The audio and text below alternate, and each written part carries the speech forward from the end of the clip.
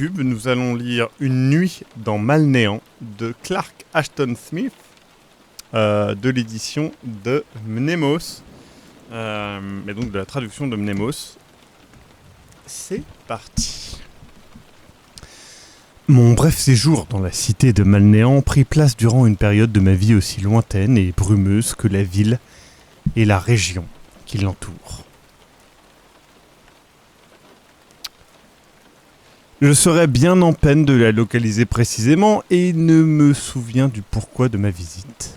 J'avais vaguement entendu qu'un tel lieu se dressait aux abords de ma route et, quand je parvins au fleuve nimbé de brouillard qui coulait sous ses murs et entendu par-delà les eaux le tintement mortuaire de ses nombreuses cloches, j'en déduisis que j'approchais de Malnéant. Arrivé au pont gris et colossal traversant le fleuve à cet endroit, j'aurais pu continuer sans encombre sur d'autres routes et vers d'autres villes plus lointaines et si je n'avais vu en Malnéant, une cité pas plus désagréable qu'une autre. Et c'est ainsi que je m'engageais sur la chaussée en surplomb des arches ombreuses, sous lesquelles coulaient et se divisaient doucement des eaux noires avant de se mélanger de nouveau en aval dans un silence digne du Styx et de l'Acheron. Cette période de ma vie, disais-je, est lointaine et brumeuse. Cette distance est pour une large part le fruit de mon besoin, ou plutôt de ma quête effrénée d'oubli, parfois même brièvement couronnée de succès. Ce que je devais par-dessus tout oublier était la mort de Dame Marielle et le fait que je l'avais tuée aussi sûrement que si j'avais commis ce meurtre de mes propres mains, car elle m'avait aimé d'une affection plus profonde, plus pure et plus stable que la mienne.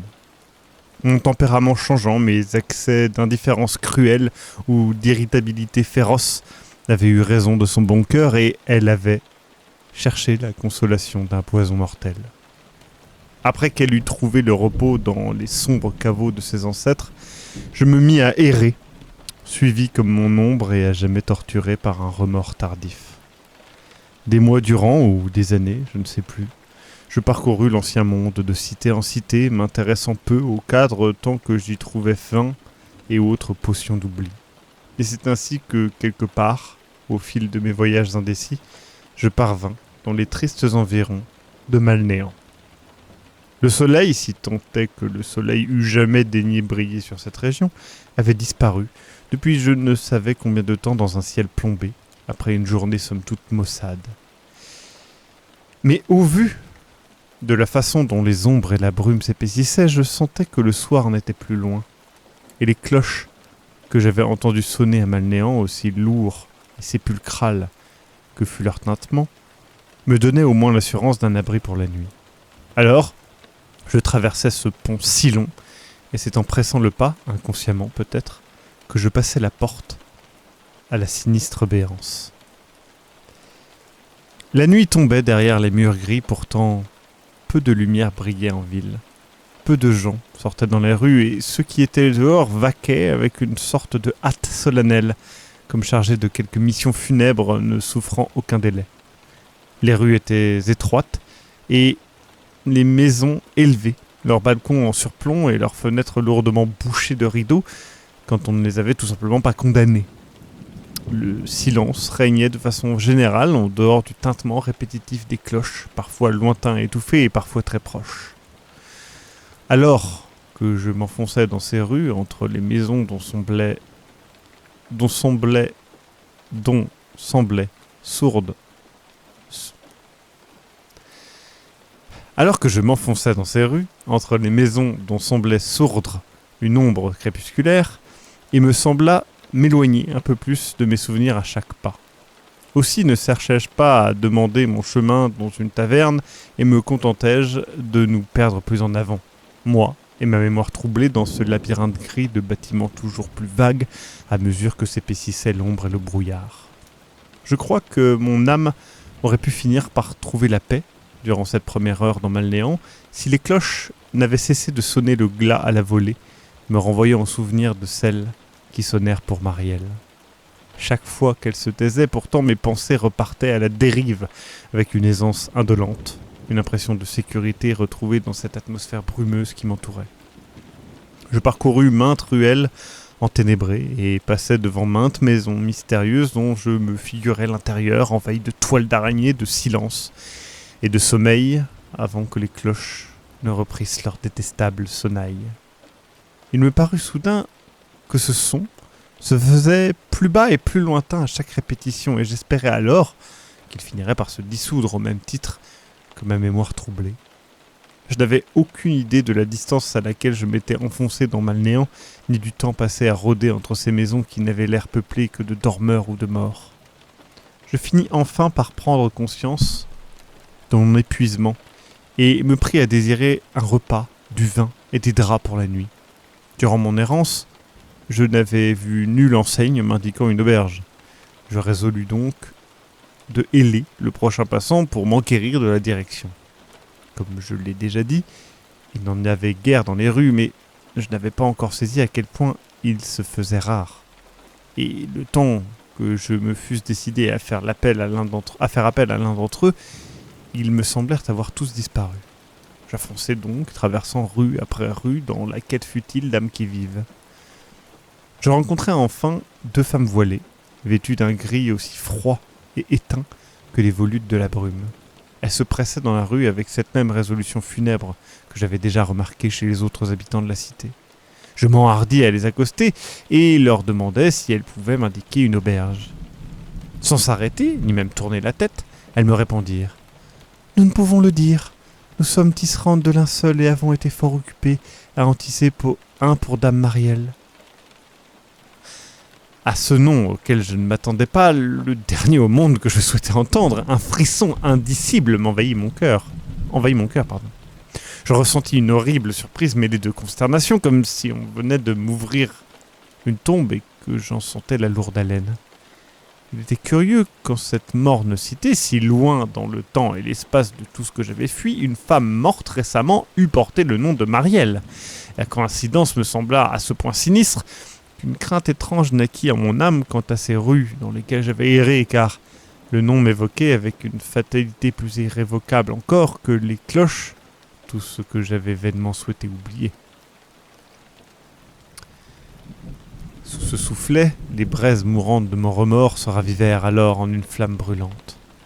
Je repartais, d'un pas plus pressant et plus fiévreux que celui des habitants de Malnéant, quand je rencontrai 2 hommes, vêtus eux aussi des pieds et à la tête d'un gris terne. Je leur posai donc la même question qu'aux tisserandes de linceul. « Nous ne pouvons vous le dire, » fut leur réponse. « Nous sommes fabricants de cercueils et sommes occupés à en faire un pour Dame Marielle. » Tandis qu'ils parlaient, puis se hâtaient de repartir, les cloches se mirent à sonner de nouveau, cette fois toutes proches. Leur glas s'était fait plus lourd, plus menaçant, et en un mot, plus sépulcral. Autour de moi, les hautes maisons brumeuses, les sombres rues imprécises, les formes rares et spectrales des passants, tout se mêla sous la confusion obscure et la peur que seul inspire le cauchemar. Peu à peu, la coïncidence me parut trop incongrue pour que je la crusse. J'étais à présent troublé par l'idée monstrueuse et absurde selon laquelle la Marielle que j'avais connue était depuis peu décédée et que cette cité fantastique se trouvait, de quelque manière inconcevable, liée à son trépas.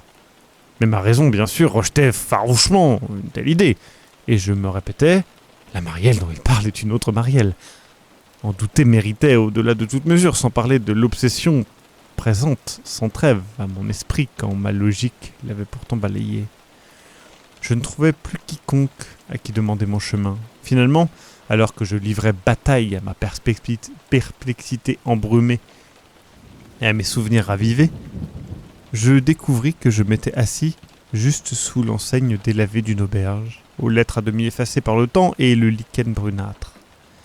Le bâtiment était visiblement très ancien, comme toutes les maisons de Malnéant. Ses étages supérieurs se perdaient dans le brouillard tourbillonnant et tout au plus en apercevait-on quelques lumières furtives. Une vague odeur de poussière et d'antiquité m'accueillit quand je montais les marches et tentais d'ouvrir la lourde porte. Elle avait été verrouillée ou barrée et je tambourinais de mes poings afin d'attirer l'attention de ceux qui se trouvaient à l'intérieur. Enfin, après un long moment, la porte s'ouvrit lentement, comme avec réticence. Un homme à l'allure cadavérique apparut et, me voyant, fronça les sourcils avec une lourde gravité. Que désirez-vous ? Me demanda-t-il sur un ton à la fois brusque et solennel. Une chambre pour la nuit et du vin, lui répondis-je.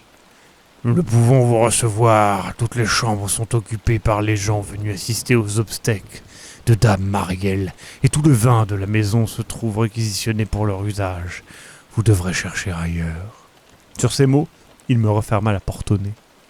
Je me retournais pour poursuivre mon errance, désormais troublé au centuple par ce que m'avait interpellé auparavant.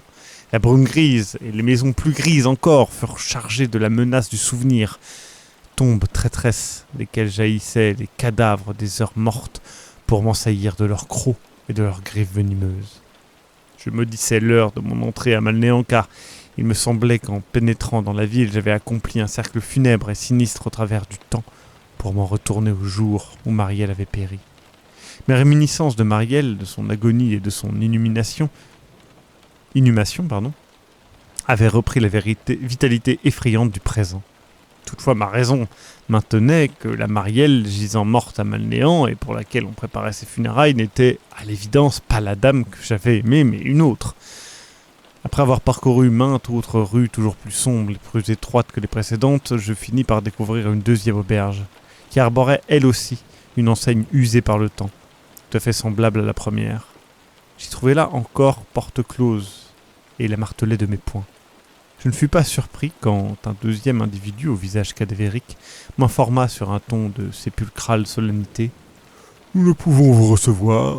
Toutes les chambres se trouvent occupées par les musiciens et les pleureuses, venus officier aux obsèques de Madame Marielle, et tout le vin de la maison se trouve réquisitionné pour leur usage. » Je commençais à craindre la ville d'une façon plus générale, car de toute évidence les habitants de Malnéan avaient pour seule préoccupation les funérailles de cette Dame Marielle, qu'elle eût été ou non celle que j'avais connue. Il devint évident que j'allais devoir me résigner à marcher dans les rues toute la nuit, et d'un coup, se mêlant à la terreur et à la perplexité, une fatigue écrasante me tomba sur les épaules. Je n'avais pas sitôt repris mes pérégrinations, après cette deuxième auberge, que les cloches sonnèrent de nouveau le glas. Pour la première fois, il me fut impossible d'en identifier la source.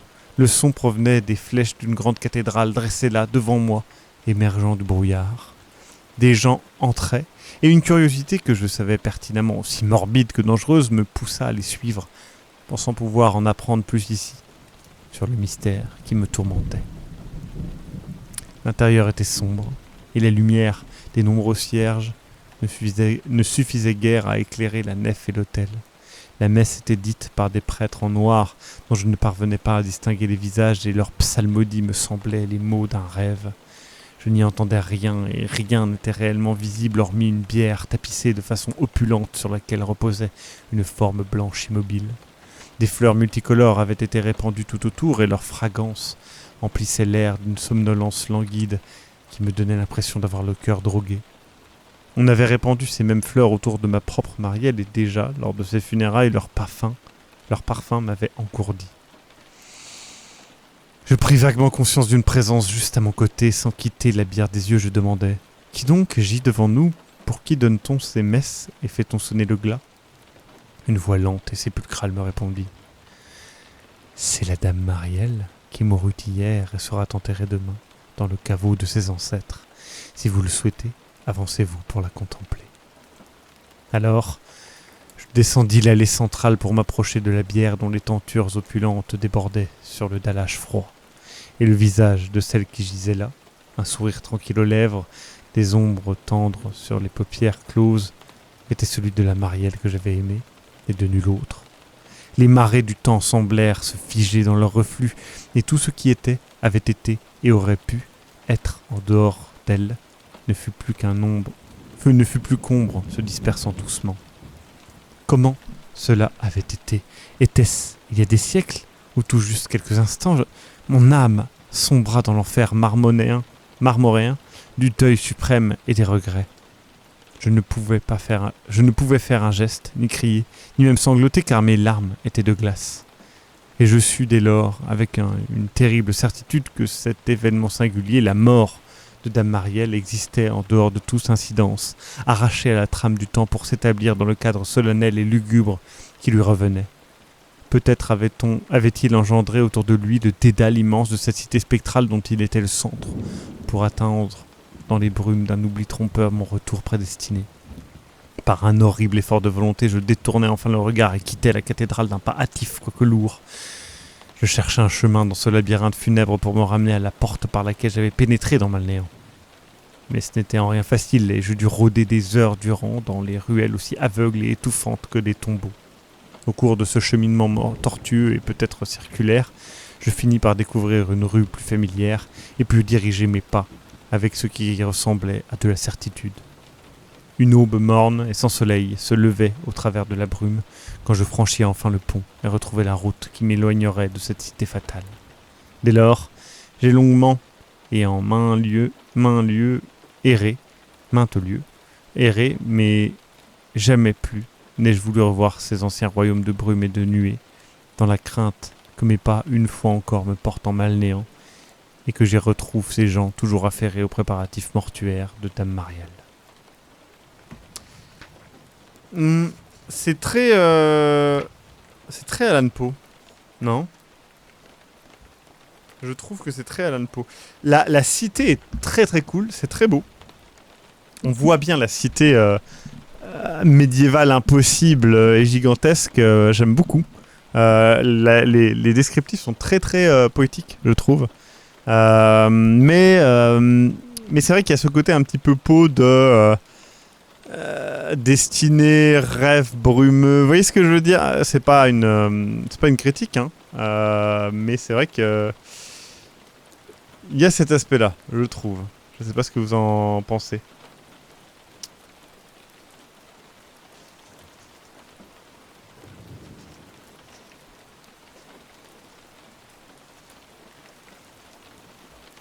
Salut Théière et Crinière, toujours plaisir de tomber sur le live en sortie naturellement. Eh ben, bienvenue. C'était très cool. On peut peut-être lire du Edgar Allan Poe du coup. Maintenant. Bon, à plus YouTube. Hein. N'oubliez pas, il y a d'autres vidéos du genre.